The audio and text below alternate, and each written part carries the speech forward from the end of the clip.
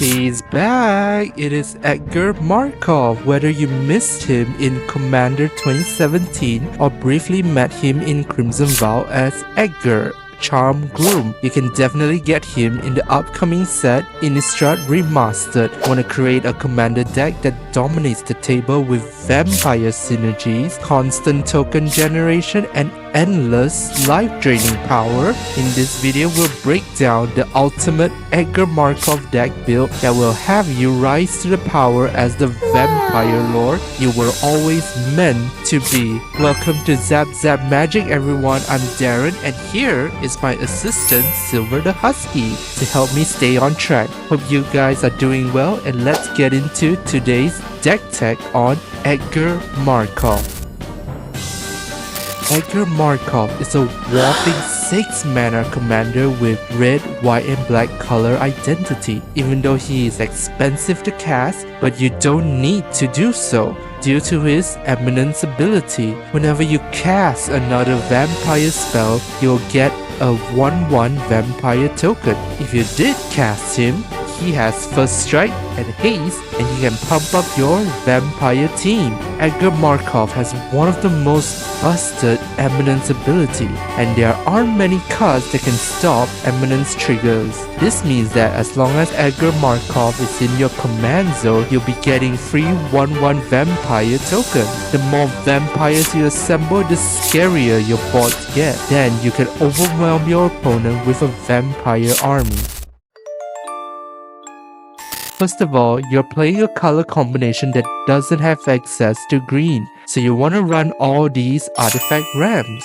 I really like Master of Dark Rites because it is a mana dork for vampire, and you can use vampire tokens as the sacrifice fodder. Next up, you want to run some card draw engine, as red, white, or black colors are not very good at. Personally, I like welcoming vampire, even though you can only draw one card per turn, but keeping your hand full is very important in this deck. Moving on, we want to run some single target removal to deal with some of your opponent's stuff. Luckily, this deck has white, which has access to some of the best removal in the game. If your play group has tons of blue players, Pyroblast or Red Elemental Blast can help you deal with them. Now, not all the time you'll be a hit. Sometimes you need these cards to reset the board so that you can catch up. This deck wants to go white, and you want to protect your Aristocrat pieces too, and preventing them from getting either exiled or destroyed, which is why you want to run some of these protection cards to protect your board. Dawn Truce,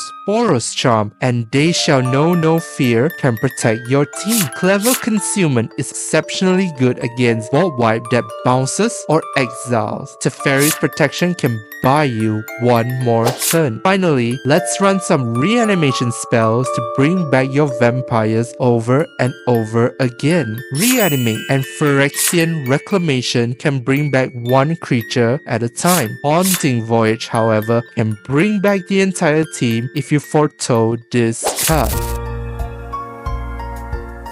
In this video, I'm giving you guys 2 ways to build this deck. The first way is by going aggressively. You want to run these cards. Bloodline Keeper can help you generate more tokens, and when he flips, your vampire teams get stronger. Captivating Vampire can pump your team too, and he can take control of your opponent's creature. Indulgent Aristocrat can be a sacrifice outlet and pump up your team too. Stormcurse Captain can give your team first strike. Patchwood Banner and Caretaker's Talent can pump your team too. Once you have enough vampire, you can beat them up.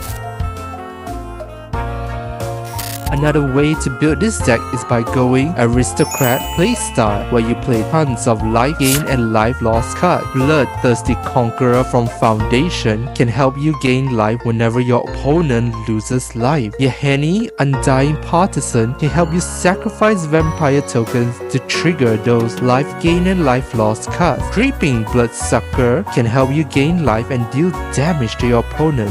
Veto, Dawn of the Dust Rose can cause your opponent to lose life when you gain life. Blood Artist, Cruel Celebrant, Vein Reaper can add up those life gain and life loss too. Please keep in mind that Bloodthirsty Conqueror Marauding Blightress or any similar card effect can trigger an infinite loop. This playstyle allows you to sit back and relax while you gain tons of life and your opponents losing lots of life. Eventually, they will lose the game.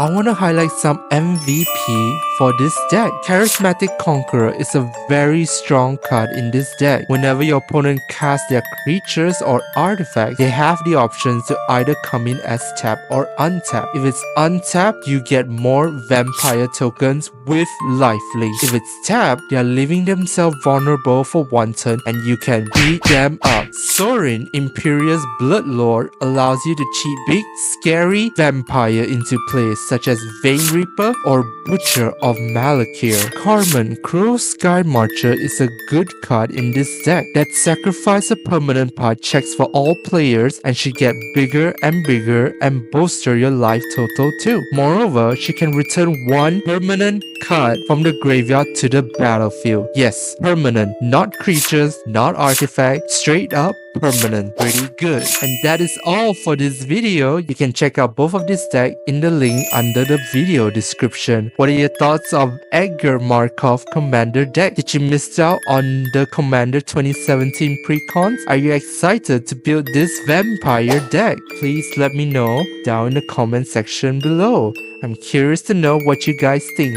Thank you for watching, you guys, and I'll see you all in the next one. Bye bye.